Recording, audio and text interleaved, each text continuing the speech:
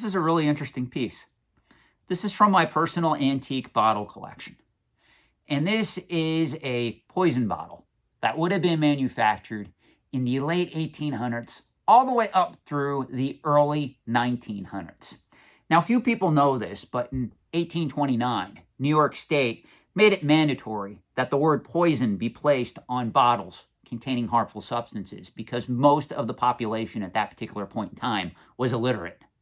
So if they would have printed a label and put it on this bottle and it said rat poison, or it said lie, or it said danger, do not drink, it wouldn't have mattered because most of the population was illiterate.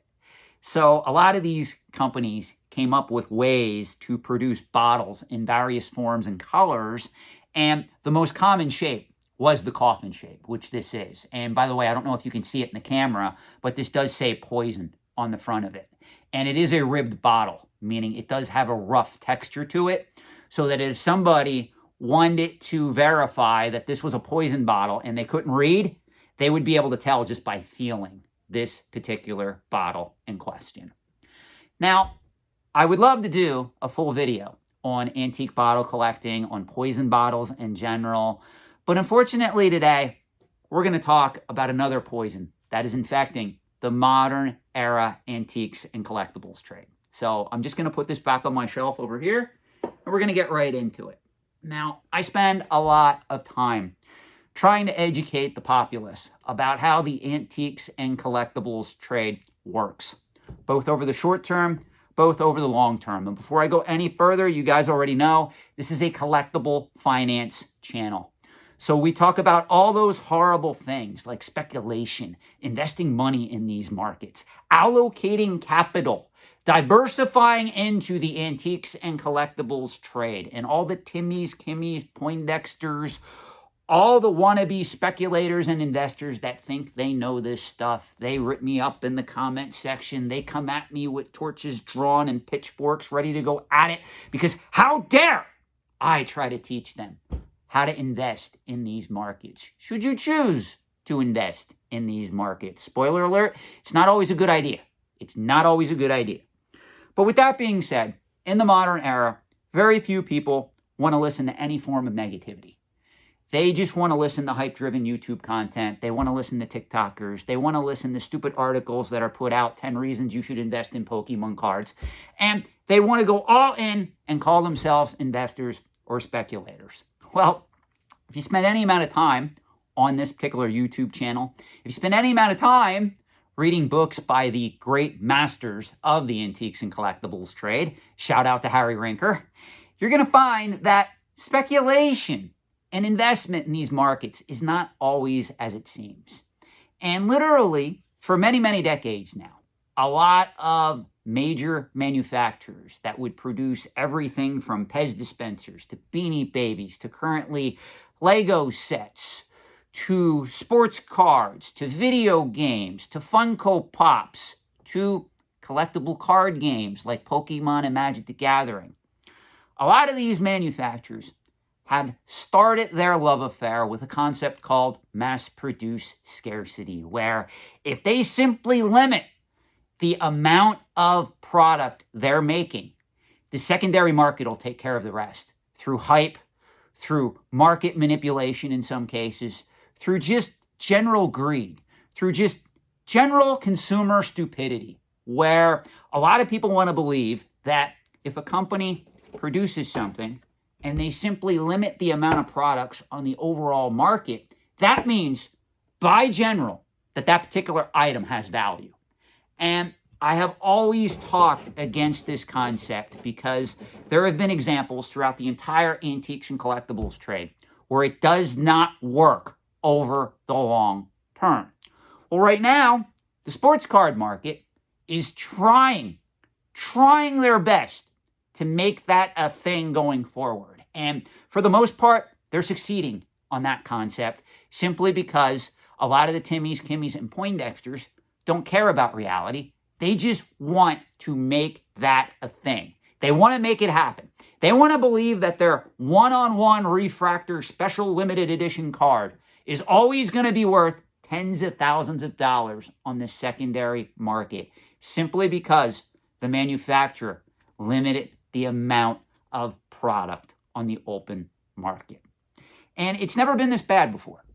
And unfortunately, it is quite new, especially in the sports card realm, but it is working.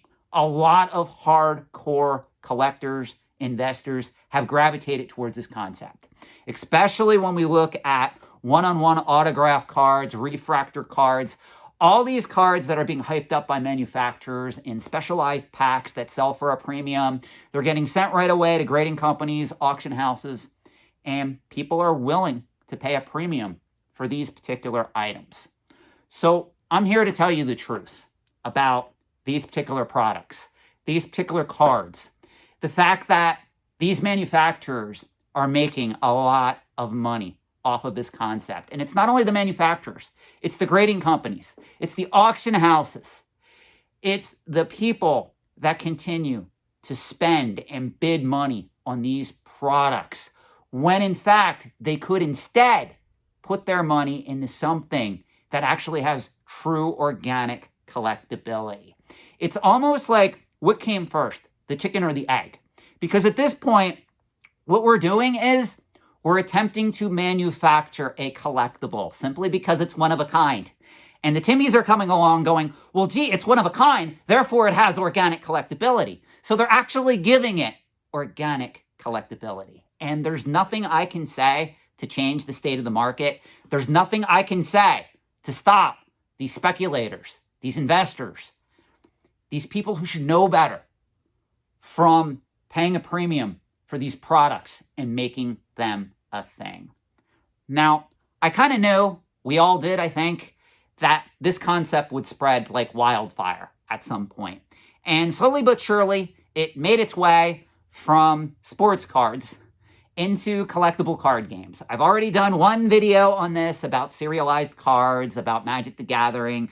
Today we are going to be talking about the special, the One Ring card, the one-on-one card in collector booster boxes of Magic the Gathering's newest set, Lord of the Rings, that comes out June 23rd, 2023. Now, why am I doing a whole video on this? You guys know I don't like to spend a lot of time on one collecting category. If you look back throughout this channel, I will spend some time talking about video games. I will spend some time talking about coins. I will spend some time talking about currency or comic books. But then I quickly go to another talking point. Well, this particular talking point that makes up the crux of this video deserves a full video, so you guys understand my full thoughts on this concept, because it's getting to the point where it is completely ridiculous. But unfortunately, it has validity in the overall antiques and collectibles trade. Now, make no mistake, anybody who is a fan, anybody who is even just a casual enthusiast of Magic the Gathering knows that Hasbro has made a lot of mistakes over the past year in handling and marketing this particular product. There was the disastrous 30th anniversary launch and fallout from that particular product, which ironically, due to the failure of that product, it actually may become truly organically collectible over the next number of years. We're going to have to see what develops. But Magic the Gathering, and more in particular Hasbro, has been making a lot of bad decisions. They have been putting product out after product that has been seeping into the market, and collectors, gamers, enthusiasts, speculators, investors just can't keep up. And it's very interesting how much hype-driven content is out there on YouTube, on TikTok, on collecting forums, specifically about investing in collectible card games. And I'm not just talking about Magic the Gathering here. We can put Pokemon into this mix. We could put even Flesh and Blood and MetaZoo into this mix. It is completely insane. Well, Hasbro has gone full-on insane with the announcement of this special limited one-of-one The Ring card that pretty much right when it was announced, people started coming out of the woodwork saying, hey, I'll pay $100,000 for that card. Then somebody else came out of the gate and said, no, my dick's bigger than yours. I'm going to pay $250,000 for that card. Then we had somebody else hint at wanting to pay $500,000 for this particular card. Well, now, Dave and Adams, which is a very reputable, I want to be very clear here, nothing against Dave and Adams. They're very reputable in this space. They are collectible dealers. They put out a tweet that pretty much says that they are going to spend $1 million on this particular card, assuming, and there is a caveat here, that it has been found by July 17th, 2023. Now, again, this set that this card is going to be in launches on June 23rd. So that's literally less than a month to locate this card if you want to get the $1 million bounty that Dave and Adams has put on this particular piece. Now, this is where I kind of have to really roll my eyes and ask, are we really valuing this card that was printed on purpose in the year 2023 as a marketing hype decision from Hasbro to ramp up sales of this particular product? Are we really stating that that card should be valued at more than any other card ever throughout Magic the Gathering's history? I mean, are we really stating that this particular card should be valued more than an Alpha Edition Black Lotus in near mint condition? In my opinion, this is completely insane. But this is where we are in the antiques and collectibles trade in the year 2023. And no matter how much content I put out in this channel, no matter how many articles I write for Antiques and Auction News, it is not going to change anytime soon. Because the Timmies, the Kimmies, the Poindexters, the speculators, the collectors, the dealers, all bought into this concept. And it really benefits the manufacturers, it benefits the grading companies, it benefits the auction companies at the expense of the average collector. And no matter how many videos I would do on this concept explaining mass-produced scarcity, which you'll sometimes hear me refer to as mass-produced stupidity, over and over again, the average Timmy, Kimmy, or Poindexter does not want to hear the truth. So as such, this is all I'm going to say. Have fun trying to locate this particular item. Do not spend more than you can afford on these collector edition booster boxes thinking that you are going to find this $1 million card.